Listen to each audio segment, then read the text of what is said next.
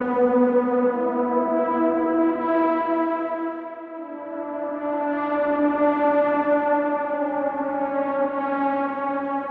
वालेकुम friends and welcome to my channel infotainment pulse.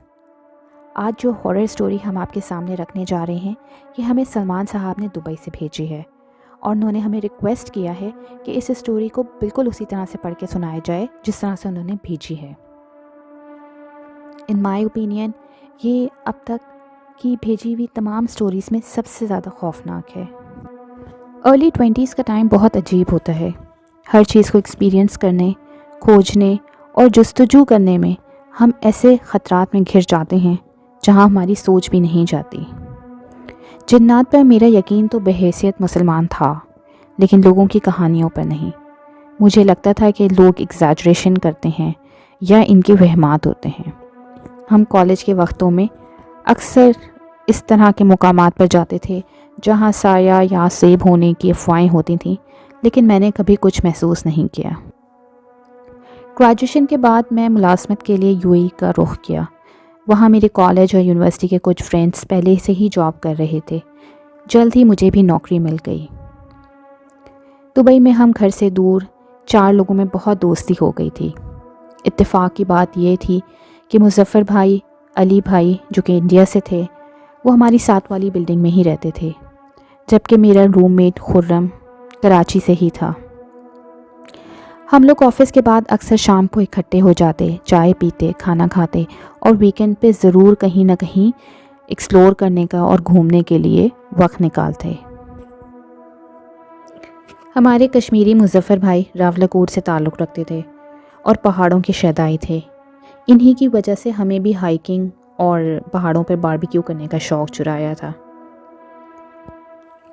ये 2017 की बात है। सितंबर का आखिरी हफ्ता था और ये हाइकिंग करने के लिए बेस्ट टाइम होता है। तो हम लोगों ने शौका डैम माउंटेन ट्रेल में जाने का प्लान किया, जो कि रासुल खेमा में थी। वीकेंड था। हम लोग कुछ देर से ही सोकर उठे थे और तकरीबन 1:30 बजे तक हम उस जगह पे पहुँचे और हाइकिंग शुरू की। हाइकिंग के दौरान वही स्कूल कॉलेज के किस्से, मजाक उड़ाते थे एक दूसरे का। बातों ही बातों में मुज़फ़्फ़र भाई और अली ने अपने इलाके की हॉन्टेड स्टोरीज़ शेयर करनी शुरू कर दी और साथ साथ हमें भी तलकीन की कि इस तरह के खाली इलाकों में अक्सर जिन्नात होते हैं, तो बिस्मिल्लाह पढ़ते रहना चाहिए। तकरीबन 1.5-2 घंटे के बाद हमने रेस्ट करने का प्लान किया और ट्रेल से कुछ फासले पर एक हमवार जगह हमने डिसाइड किया कि यहाँ हम बैठ जाते हैं। मुज़फ़्फ़र भाई हमसे पहले वहाँ पे जाकर उन्होंने ऊंची आवाज़ में कहा कि अगर यहाँ पे कोई है तो चला जाए, हम कुछ देर यहाँ पे क़याम का इरादा रखते हैं। उन्होंने ये बात 3 दफ़ा कही और मुझे और खुर्रम को बहुत हंसी आई। हमने मजाक उड़ाना शुरू कर दिया और हमने कहा कि अगर यहाँ पे कोई इंजॉय करने आया हो या हमारी तरह हाइकिंग करने आया हो तो आप उनकी जो है तफरीह क्यों ख़राब कर रहे हैं। मुज़फ़्फ़र भाई ने हमें हाथ के इशारे से खामोश रहने का कहा और साथ ही ये कहा कि ऐसी जगहों पर जिन्नात को चैलेंज नहीं करते। मुज़फ़्फ़र भाई हमसे बड़े थे, इसलिए उस वक्त हम खामोश हो गए, लेकिन वक्फे से हम मजाक करते रहे। हम बर्गर्स पैक करा कर ले गए थे, तो बर्गर्स और ड्रिंक्स निकाल के हमने खाना खाया और म्यूज़िक लगाया। थोड़ी देर के बाद खुर्रम खड़ा हुआ और उसने एक पत्थर उठाकर हवा में उछाला और कहा कि आओ चलो मुकाबला करते हैं कि किसका पत्थर सबसे ज़्यादा दूर जाके गिरता है। अली भाई और मुज़फ़्फ़र भाई ने तो इस एक्टिविटी में पार्टिसिपेट नहीं किया, लेकिन मैं और खुर्रम एक दूसरे से बाजी ले जाने के लिए बार बार पत्थर उतार के फेंक रहे थे। हमारे वहमो गुमान में भी नहीं था कि ये एक्टिविटी हमें कितनी महंगी पड़ने वाली थी। वापस कार पार्क तक आते आते हम सब बहुत थक गए थे, इसीलिए वापसी का सफ़र काफ़ी खामोशी से गुजरा। अगले दिन ऑफिस थे। जब हम सुबह सोकर उठे तो मैंने देखा कि खुर्रम की तबीयत कुछ ठीक नहीं है। मैंने उससे पूछा तो कहने लगा कि मुझे रात भर नींद नहीं आई है। मैंने इस बात का कोई ख़ास नोटिस नहीं लिया और हम ऑफिस आ गए। ہم لوگوں کے آفیسز دبئی میں تھے جبکہ ہماری رہائش شارجہ میں، اسی لیے واپس آتے آتے 7:30-8 بج جایا کرتے تھے۔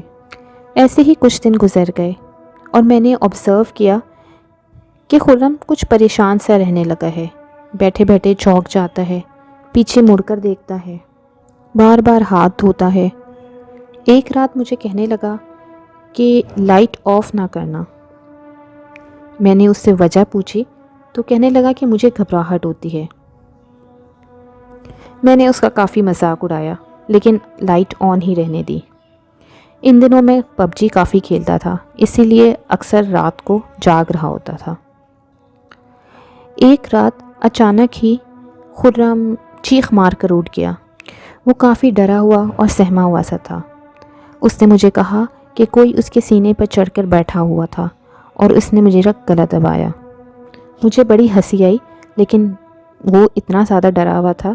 کچھ دن گزرے تو میں نے نوٹ کیا کہ خرم کچھ پریشان سے رہنے لگا ہے۔ وہ راتوں کو بھی کافی ڈسٹرب سویا کرتا تھا، بیٹھے بیٹھے چونک جاتا تھا، بار بار پیچھے مڑ کر دیکھتا تھا۔ ہم لوگوں کے کمرے سے اکثر چیزیں غائب ہو رہتی اور پھر وہ کسی بالکل ہی الگ جگہ سے ملتی۔ ایک رات میں نے نوٹ کیا کہ خرم کچھ پریشان سے رہنے لگا ہے۔ وہ بیٹھے بیٹھے چونک جاتا تھا، پیچھے مڑ کر دیکھتا تھا، بار بار ہاتھ دھوتا تھا۔ ہمارے کمرے سے اکثر ہی چیزیں غائب ہو کر کسی بالکل ہی الگ جگہ سے ملتی، جس کی وجہ سے میری اس سے 2-4 بار بحث بھی ہو چکی تھی۔ ایک دفعہ میں رات کو لائٹ آف کرنے لگا تو اس نے مجھے کہا کہ لائٹ آف نہ کرو، اس کو گھبراہٹ ہوتی ہے۔ میں نے اس کا مذاق اڑایا لیکن وہ کافی سیریس تھا، اس لیے میں خاموشی سے لائٹ آن کر کے اپنا گیم کھیلنے لگا۔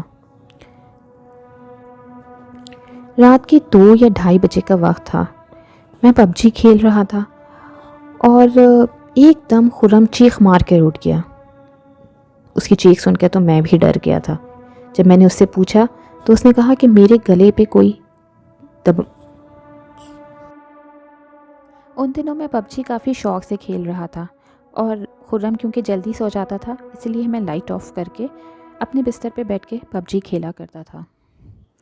ایک دفعہ میں رات کو لائٹ آف کرنے لگا تو خرم نے مجھے کہا کہ لائٹ آف نہ کرو۔ میں نے وجہ پوچھی تو اس نے کہا کہ مجھے گھبراہٹ ہوتی ہے۔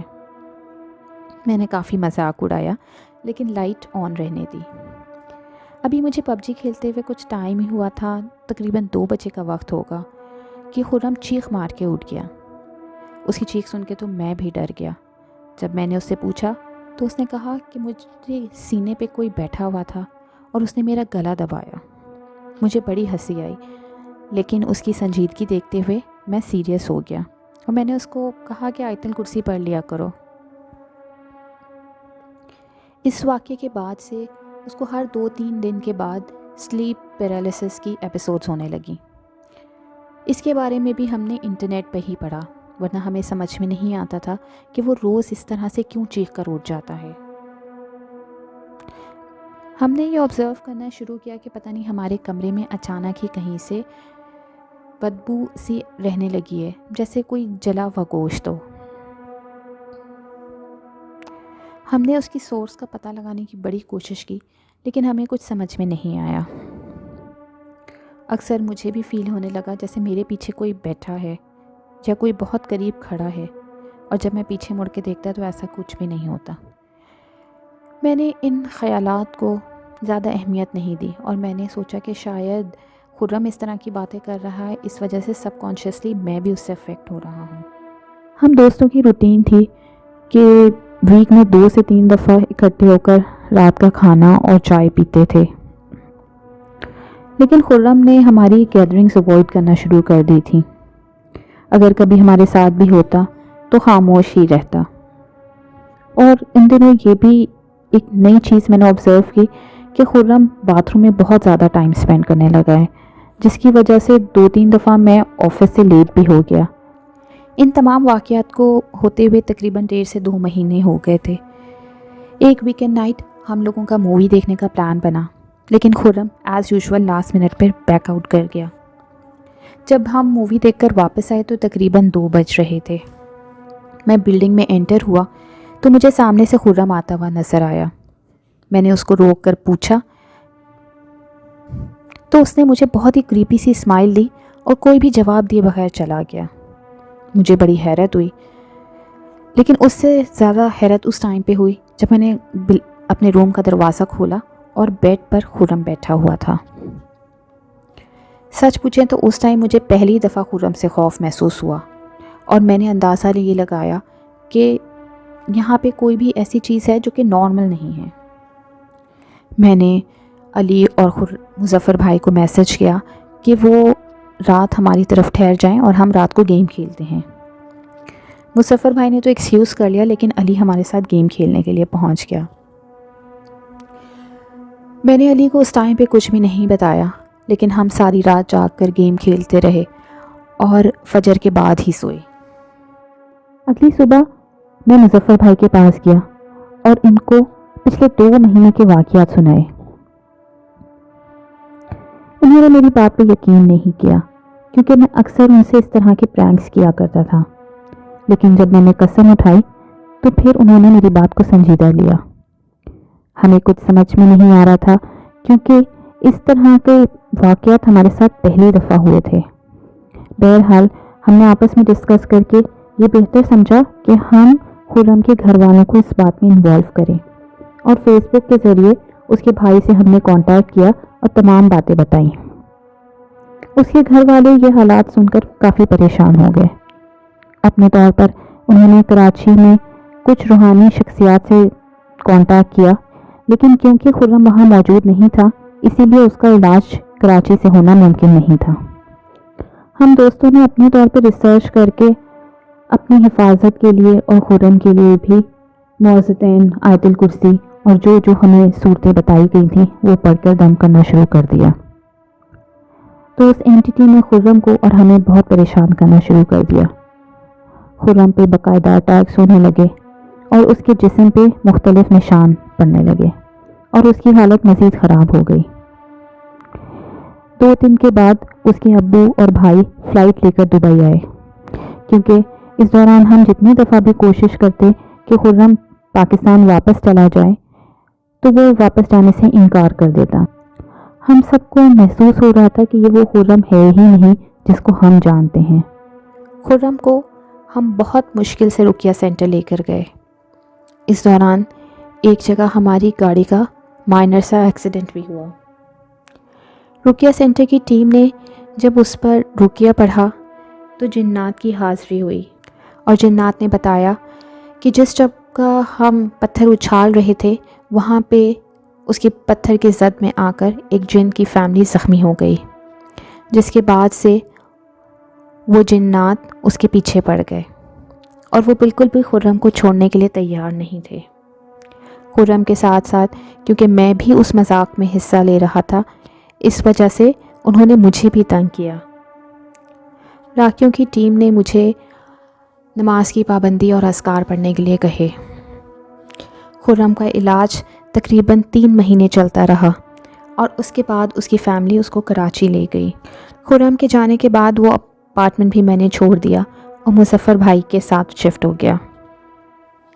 یہ واقعات سوچتا ہوں تو آج بھی خرم کی شکل میں اس جن کی کریپی سی اسمائل مجھے آج بھی یاد ہے۔ آپ دوستوں سے بس میں یہی کہوں گا کہ کسی بھی ویرانے میں جا کر اندیکھی مخلوق کو چیلنج نہ کریں۔ اگر آپ کو ہماری یہ سٹوری اچھی لگی ہے تو ہمارے چینل انفوٹینمنٹ پلس کو سبسکرائب کیجیے اور اپنے دوستوں کے ساتھ ضرور شیئر کیجیے۔